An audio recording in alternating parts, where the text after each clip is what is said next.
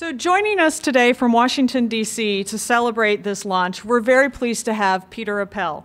As Administrator of the U.S. Department of Transportation's Research and Innovative Technology Administration, Peter has really pushed the department to embrace some of the same priorities we've outlined today. He's advanced the department's Intelligent Transportation Systems program to improve safety, efficiency, and sustainability across all modes of transportation. He's also focused on improving the Bureau of Transportation Statistics, data collection, coordination, and analysis capabilities, providing for more meaningful, useful data. As his initiatives within the administration have shown, he truly understands the importance of working across transportation modes and with diverse groups of researchers, policymakers, and practitioners to accomplish larger goals and the missions of the Department of Transportation. So it's my honor to welcome Administrator Peter Appel.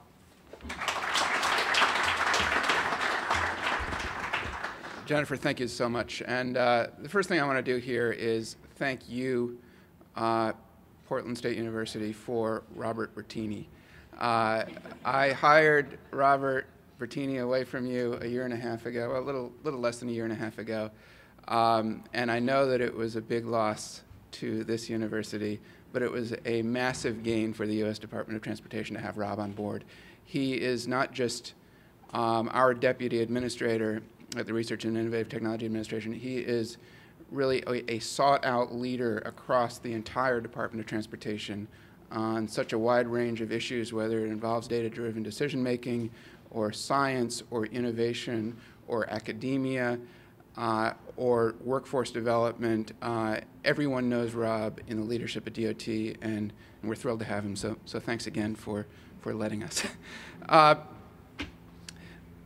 really glad to be speaking about modeling. Modeling is something that I have been doing all of my transportation career, and I studied it since I was an undergrad, and I remember really enjoying, applying mathematics and applying economics and other things to the field of transportation. But I think that a lot of the roots of my interests probably go back years before that, and I think of a moment when I was about 10 years old.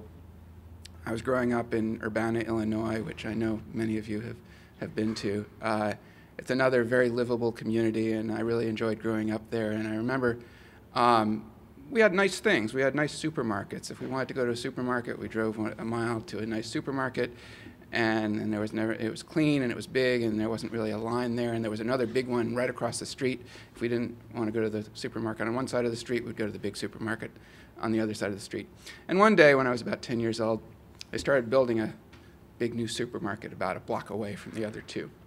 And I said to my parents, I said, why are they building this big new supermarket when we already have two really nice supermarkets there that never seem to be very crowded?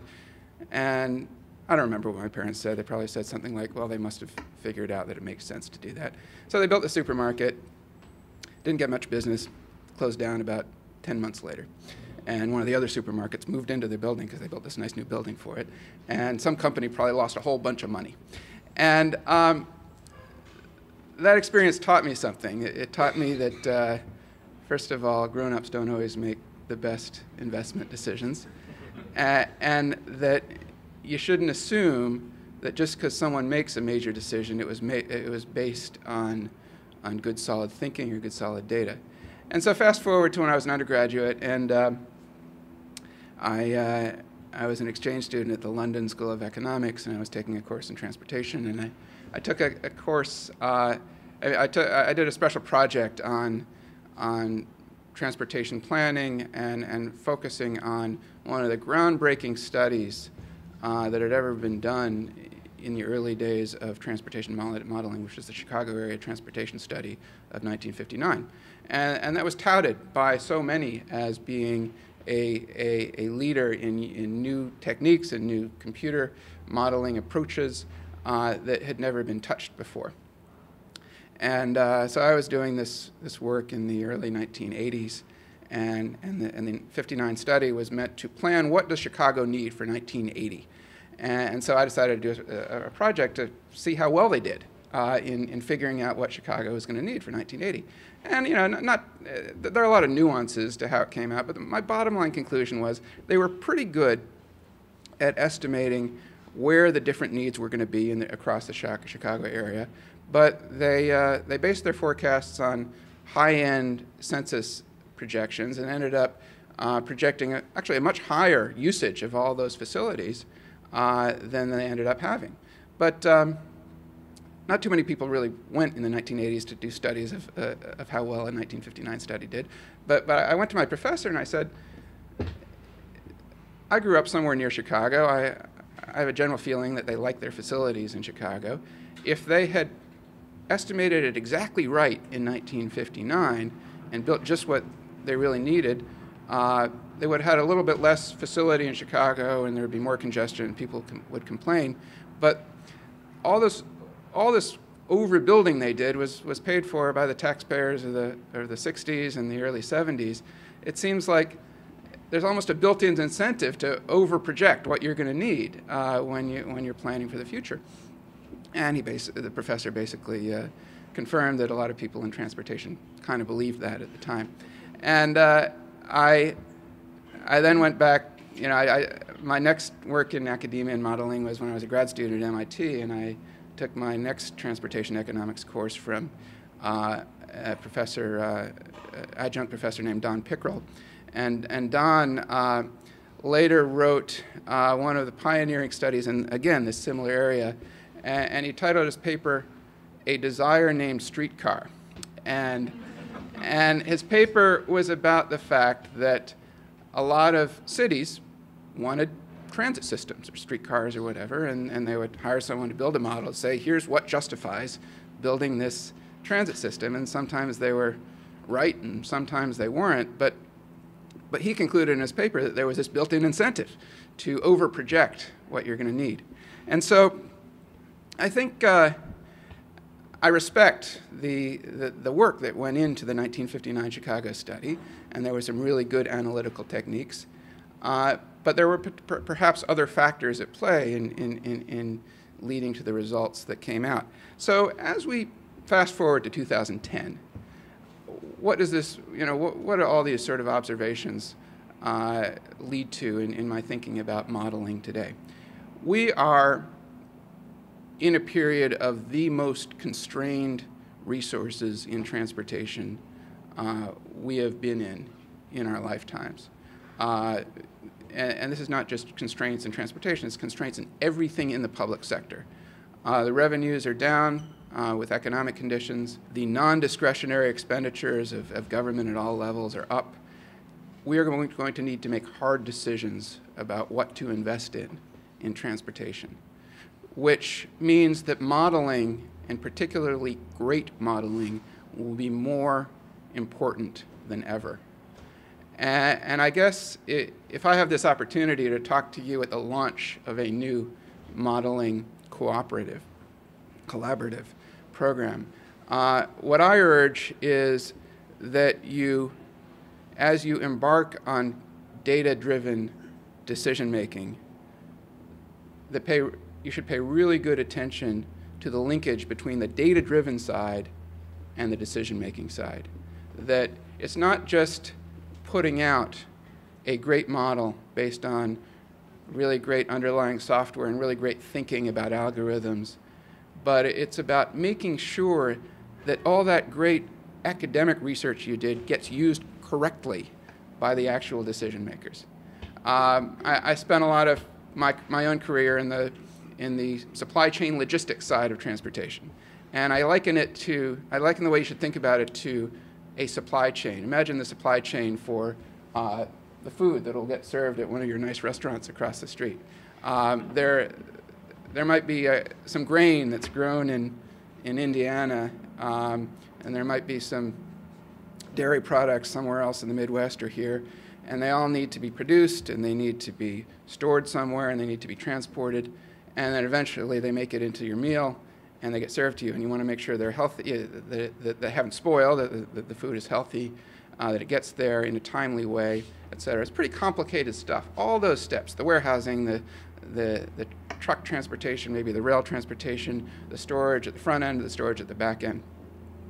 If you're the farmer growing the eggs, what you care about is growing great eggs that, and you really don't worry too much about the supply chain that's going to eventually get that eggs into that meal at that nice restaurant across the street. But what I guess, in my opinion, if you're a modeler, you don't have the luxury of just saying, I'm going to produce this model and hope someone uses it correctly. I think that it's important for anyone in transportation modeling to really understand the entire supply chain of the data. From the point that you come up with what the data is, to the point you do something interesting with it in a model, to the point that someone actually makes a decision based on that data, and then to an important point beyond that where you evaluate the decision that was made based on those data and make sure it was the correct decision.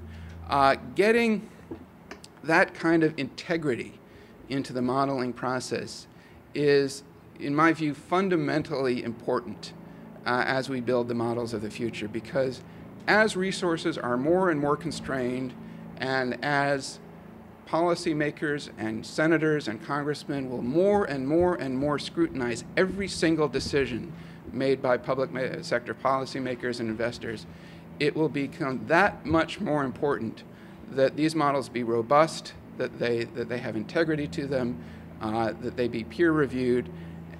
And I think that if you're embarking on a new program in this area, you have a wonderful opportunity to be in that next generation of modelers. I was mentioning in meetings earlier today, I'm kind of jealous of the tools that modelers have available to them today, because when I was a graduate student 25 years ago, I didn't get to have some simulation software that I loaded onto my computer and then put all my assumptions into it. I actually had to build the software, and so I spent a lot of my time building software and not enough of my time with the interesting transportation decisions that would come of it. What you have now, because of such wonderful tools that have been developed in the field of simulation modeling, is a lot of the kind of nuts and bolts, less interesting stuff has been done for you, which allows modelers to focus on the interesting stuff, the things where you really get to figure out what are the fundamental drivers of a transportation decision, and what are the fundamental drivers of data quality. There's a ton of data out there, but a lot of that isn't that great data, and focusing on data quality is just as important as it is focusing on the algorithms. And so, given that you have this luxury of these nice underlying pieces of software that enable you to do modeling well, it really kind of puts that much more of a burden on you to focus more on the important stuff, on the data quality, on the rigor of the algorithms, and as I said, the end result, and making sure that someone who's using your results is using it right. Because if you, the modeler, don't pay attention to make sure that the results of your model are being used appropriately, very possibly no one will. And so it's a responsibility, I think, that all of us have. And when I think about the responsibilities we have back at the U.S. Department of Transportation, our fundamental objectives, strategic goals of Secretary LaHood. Five key goals: safety. We're advancing transportation safety. We're working to advance environmental sustainability, livable communities, the state of good repair of our infrastructure, and economic competitiveness, making sure our decisions drive forward in the economy. All five of those fundamental goals, they're all worthy goals, but we're doing it in a context of constrained resources, which means if we have a goal to say we want there to be a state of good repair of our nation's infrastructure, very possibly the budget realities will say you can only invest maintenance money, significant maintenance money, in 20% of the bridges. Good modeling, like the kind of modeling you're doing here, will help figure out which those 20% that you need to put real money into in the next 2 or 3 years, which those are, and where the most bang for your buck will be. It's very possible, in a lot of states, 10 years ago, 15 years ago, that number was 60% of the bridges. You could put some real investment over the medium term. In an area of constrained resources, the numbers are lower of the places where you can spread your money around. So it is so fundamentally important that you make these decisions based on good data, good analysis, and good follow-through in the results of the model. So I commend you for what you're doing here in modeling, and I thank you for all your efforts, and I wish you the best of luck. So thanks.